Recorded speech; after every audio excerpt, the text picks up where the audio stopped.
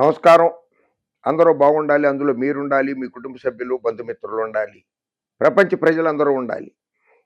కొత్త జిల్లాల ఏర్పాటు, కొత్త రాష్ట్రాల ఏర్పాటు రాజ్యాంగం కల్పించిన హక్కు. కొత్త జిల్లాలు ఏర్పాటు చేయొచ్చు. కొత్త రాష్ట్రాలు ఏర్పాటు చేయొచ్చు. అది ప్రజల అభిమతానికి, ప్రజల మనోభావాలకి, ప్రజా శ్రేయస్సు కోసము, జిల్లా అభివృద్ధి కోసము, ప్రజల అభివృద్ధి కోసం అలా జిల్లాలు ఏర్పాటు చేయాలి తప్పితే రాజకీయాల కోసమో, కులాల్ని విడదీయడం కోసమో, మతాల్ని విడదీయడం కోసమో కాకుండా విభజించొచ్చు. తెలంగాణ రాష్ట్రం ఏర్పడింది.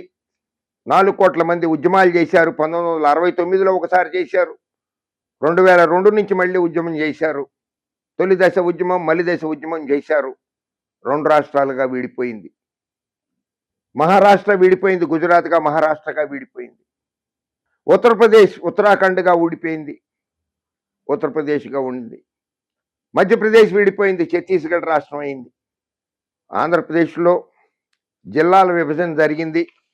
కూటమి ప్రభుత్వం నిర్ణయం తీసుకుంది జిల్లాల విభజనకి. అందులో reorganisation of districts, divisions, mandals in Andhra Pradesh preliminary notification issued revenue department 27/11/2025. అభ్యంతరాలు తీసుకోవడానికి 27/12/25. ఫైనల్ నోటిఫికేషన్ 31/12/25 నాడు ఇస్తున్నామని చెప్పి కొత్త జిల్లాల ఏర్పాటు ప్రక్రియని ఆంధ్రప్రదేశ్ రాష్ట్రం. అన్నమయ్య కీర్తనల్ని ఆలకించని వారు ఎవరు ఉండరు. కొండలలో నెలకొన్న కోనేటి రాయడు వాడు, కొండలంత వరములు గుప్పెటివాడు. ఇటువంటి అద్భుతమైనటువంటి రాసింది అన్నమయ్య గారు. అన్నమయ్య జిల్లా కూడా మారిపోయింది. అక్కడ ప్రజలు ధర్నాలు చేస్తున్నారు, నిరాహార దీక్షలు చేస్తున్నారు. అన్నమయ్య జిల్లా ప్రజల ఆత్మఘోష అనే పేరుతోటి ర్యాలీలు తీస్తున్నారు. ప్రజాప్రతినిధుల ప్రమేయం లేకుండా, కొంతమంది ప్రతిపక్ష పార్టీల ప్రమేయం లేకుండా, ప్రజల ఆమోదం లేకుండా విభజిస్తే ఇలాగే ఇబ్బందులు ఎదురవుతాయి ప్రభుత్వాలకి. ఇప్పటి వరకు జరుగుతున్నటువంటిది, జగన్మోహన్ రెడ్డి గారు అధికారంలో ఉన్నప్పుడు జిల్లాలు ఏర్పాటు చేశారు. పేర్లు కూడా కొన్నిటికి ఎన్టీఆర్ హెల్త్ యూనివర్సిటీ విజయవాడ దాని పేరు మార్చారు. కృష్ణా జిల్లాని విభజించారు. కృష్ణా జిల్లా ఎన్టీఆర్ జిల్లాగా పేరు మార్చారు. అది ఆయన ఎన్టీ రామారావు గారి అభిమానులు అధికారంలో ఉన్నప్పుడు చేయలేని పనిని వైఎస్ జగన్మోహన్ రెడ్డి గారు చేసి చూపించారు. ఎన్టీ రామారావు గారి పేరు మీద ఒక జిల్లా ఏర్పాటు చేశాడు. విశ్వవిఖ్యాత నట సార్వభౌమ నటరత్న డాక్టర్ పద్మశ్రీ నందమూరి తారక రామారావు గారి పేరు మీద వైఎస్ఆర్ కాంగ్రెస్ పార్టీకి ప్రత్యర్థిగా ఉన్న పార్టీ స్థాపించినటువంటి ఎన్టీ రామారావు గారి పేరు మీద కాంగ్రెస్ పార్టీకి వ్యతిరేకంగా ఉన్నటువంటి ఎన్టీఆర్ గారు స్థాపించినటువంటి పార్టీ నాయకుడు, అధినాయకుడు ఎన్టీఆర్ గారి పేరు మీద ఒక జిల్లా ఏర్పాటు చేశాడు. ఎన్టీఆర్ హెల్త్ యూనివర్సిటీ పేరు మార్చి ఆరోగ్యశ్రీ పథకాన్ని ప్రవేశపెట్టి ఫీజు రీయింబర్స్మెంట్ పథకం ప్రకారంగా కొన్ని వందల మంది విద్యార్థులని మెడిసిన్ చదివించి ఉద్యోగాలు ఇప్పించినటువంటి, తెచ్చుకున్నటువంటి, చేస్తున్నటువంటి వారందరి కోసం అని చెప్పి ఒక డాక్టర్గా అనుభవం ఉన్నటువంటి, ఒక రాష్ట్రానికి ముఖ్యమంత్రిగా 2 సార్లు పనిచేసినటువంటి వైఎస్ రాజశేఖర రెడ్డి గారి పేరు మారిస్తే గగ్గోలు పెట్టేశారు, అల్లరి చేసేశారు. పేర్లు మార్చడమే పని అని అడిగారు. గ్రామ వార్డు సచివాలయాల పేర్లు మార్పు, స్వర్ణ గ్రామ, స్వర్ణ వార్డులుగా నామకరణం. మదనపల్లి కేంద్రంగా అన్నమయ్య జిల్లా, ఇక రాయచోటి మదనపల్లిలో భాగం, రంపచోడవరం నియోజకవర్గంలో పోలవరం జిల్లా, 4 నియోజకవర్గాలలో మార్కాపురం జిల్లా ఏర్పాటు. పలు మండలాలు అటు ఇటు మార్పులు. పెద్దాపురం మండలంలోకి సామర్లకోట, రాజమండ్రిలోకి మండపేట మండలం. పెనుగొండ మండలం పేరు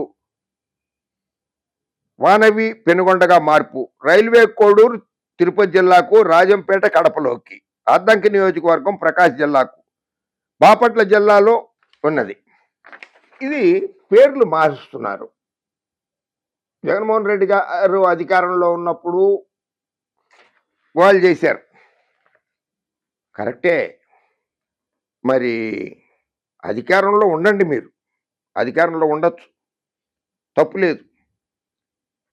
విశ్వవిఖ్యాత నట సార్వభౌమ నటరత్న డాక్టర్ పద్మశ్రీ నందమూరి తారక రామారావు గారికి ఆయన పరిపాలన నచ్చలేదనో, ఆయన ఆరోగ్యం సహకరించలేదనో, లక్ష్మీభారతి గారిని రెండో వివాహం చేసుకున్నాడనో ఆయన్ని గద్దె దించేశారు కదా! ముఖ్యమంత్రి పదవి నుంచి పదవీచ్యుతుడిని చేసేశారు కదా! ఆయన మీద మీకు అంత అభిమానం ఉన్నప్పుడు మీరు జిల్లా పేరు పెట్టలేదు ఆయనకి. ఓ జిల్లాకు కూడా పేరు పెట్టలేకపోయారు. రోసయ్య గారు పెట్టారు. వైఎస్ఆర్ కడప జిల్లా అని. మీరు అధికారంలో ఉన్నప్పుడు ఎన్టీఆర్ గారికి భారతరత్న ఇప్పించలేకపోయారు. అధికారంలో కేంద్రంలో అధికారం పంచుకుంటూ కూడా ఎన్టీ రామారావు గారికి భారతరత్న ఇప్పించలేకపోయారు. అయినా ఆయన పెట్టిన పార్టీ కదా అది. ఆ రంగు మీకెందుకు? ఆ పార్టీ పేరు మీకెందుకు?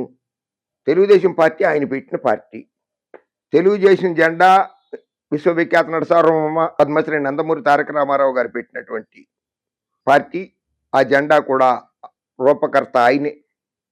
పార్టీ గుర్తు సైకిల్ గుర్తు కూడా రూపకర్త ఆయనే, ఎన్టీ రామారావు గారే. అటువంటిది అవన్నీ ఎందుకు? ఆ పార్టీ పేరు ఎందుకు మార్చుకోరు?